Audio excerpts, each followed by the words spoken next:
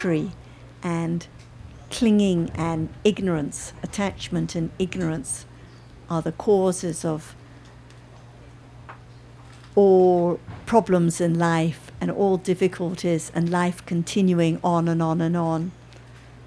Because actually seeing just arises for a moment and is gone. Sound that's heard just arises for a moment and that's gone.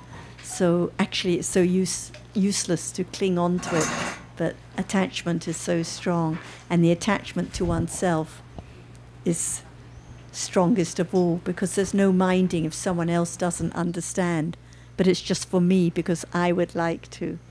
So one can see the strong clinging to oneself even at that moment, and it's just Dhamma that passes, so even that can be known. So common.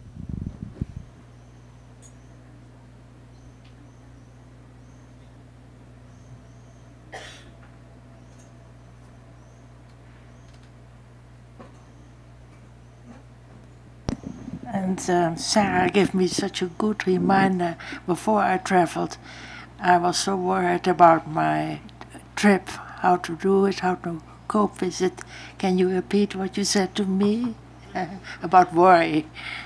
It said, yeah, I found it a very good reminder for daily life. Nina was worried or concerned about what would happen when she got to the airport, and what would happen when she checked in, and what would happen when this and this happened on her journey. And I said the problem is just the worry now, because life is just at this moment, and so one's dreaming and thinking about what will happen when one gets to the airport, but what about now? What about the worry now? And it's conditioned also by the clinging to oneself, because one's not concerned about whether someone else may have a problem, but what will happen to me. So it's all about the clinging to me that causes that worry or that guilt or that difficulty. But it's always back to this moment. If there's no thinking about the problem now, no worry about the problem now, there's no problem. Can Kunina not worry now? Not now, because I'm in a circle of very good friends, listening to Dhamma. When there are conditions, it arises. That's all. Uncontrollable. Can you change the worry into something else? See, it's gone. Just arise and falls away. Just be there. That's very helpful too, that we cannot change anything. It has to happen by conditions, because no self who can control. And just to clarify, the problem we're saying is not thinking about the future, because obviously one can't live without thinking ahead, but it's the worrying. One can think about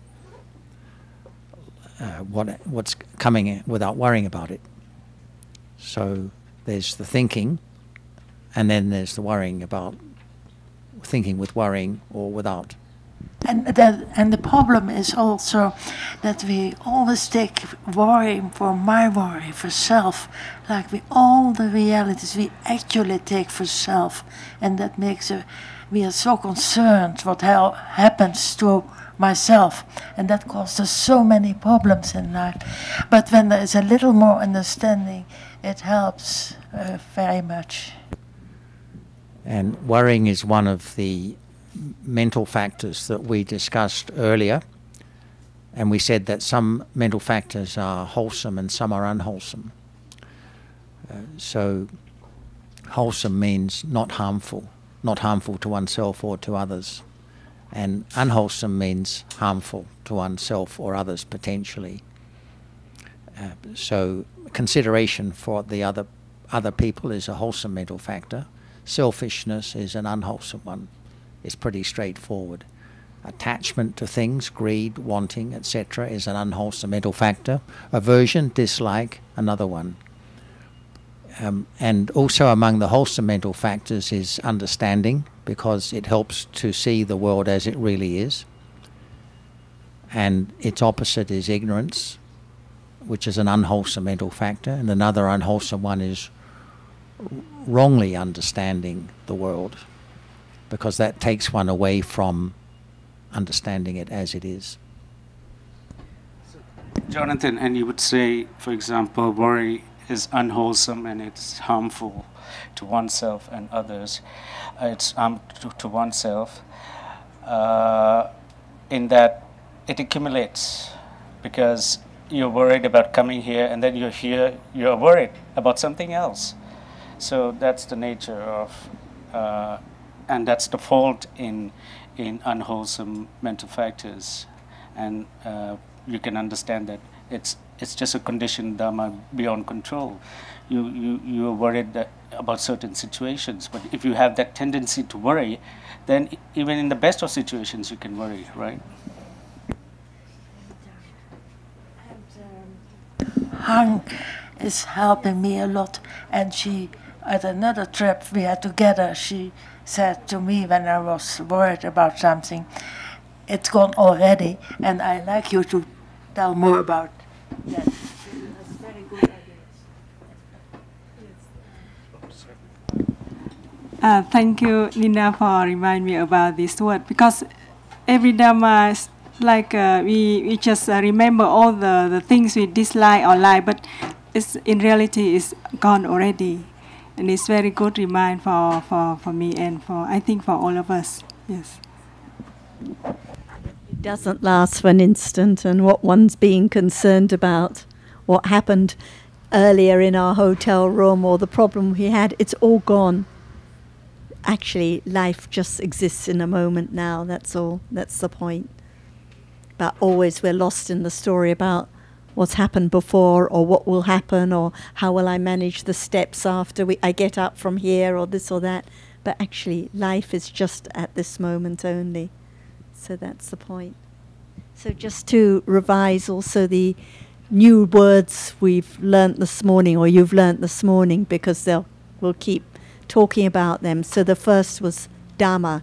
So reality is Dhamma. Any reality is Dhamma.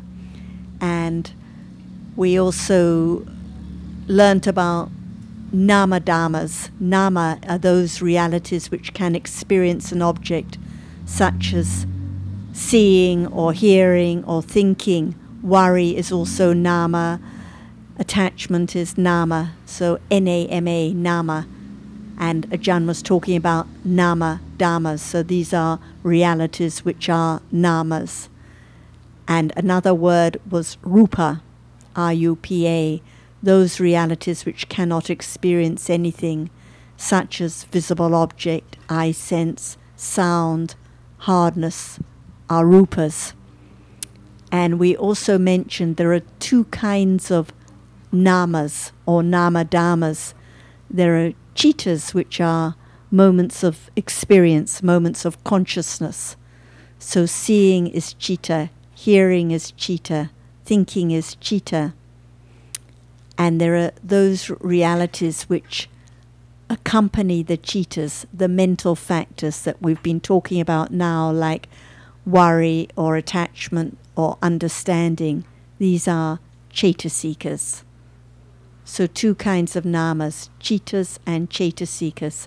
So at any moment in life there is one Chitta that cannot be seeing and hearing at the same time, but each Chitta is accompanied by several Chaitasikas, mental factors. And one other word was Panya, which means understanding.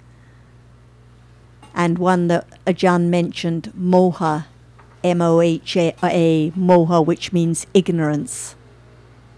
Any other terms? Yes. Avika, what is it? Avijja is ignorance also. Yeah, that's very good. She actually mentioned two words, which was quite advanced, I thought. But anyway, Moha, M-O-H-A, and Avijja, A-V-I-J-J-A. Exactly the same, ignorance. So two different words.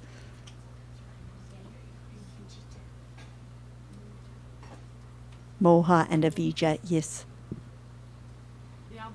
exactly the same reality, not understanding. Sometimes in one context one word is used, in another context another word is used, but it's exactly the same reality.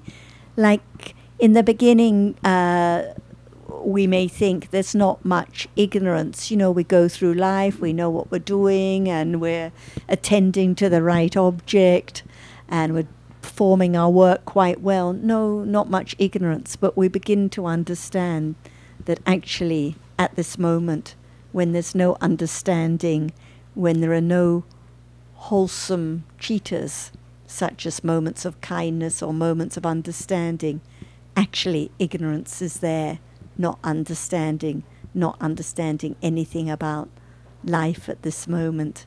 So it's very, very common, much more common than we have any idea about.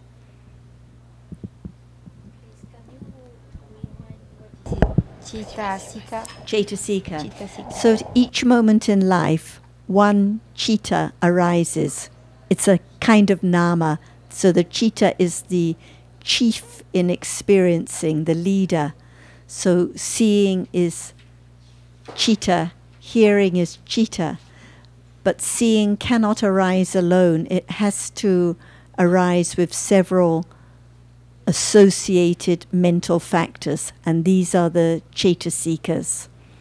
For example, whenever seeing arises, there has to be a focusing on the object. There has to be a contacting of the object.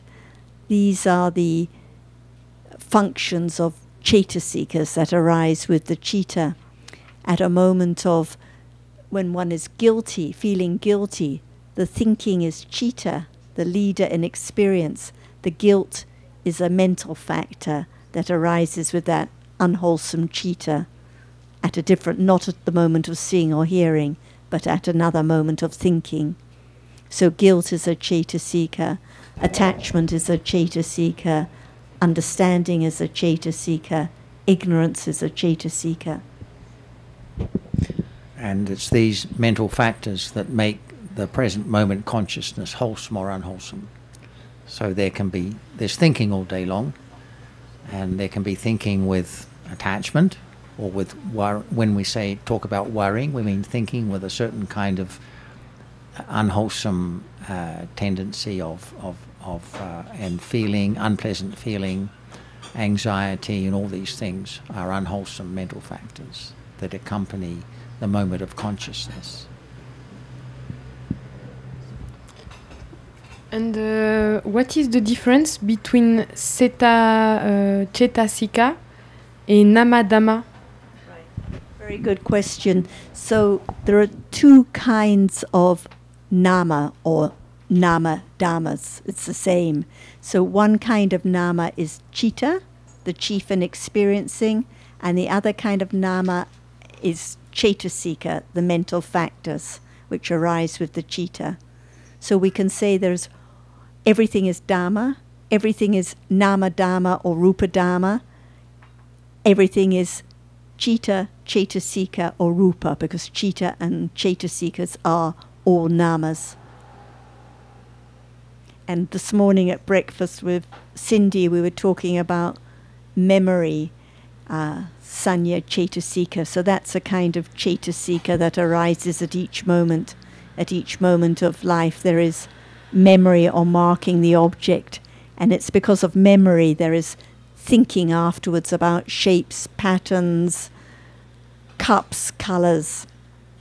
But we can talk more about memory and these other cetasikas this afternoon, I think.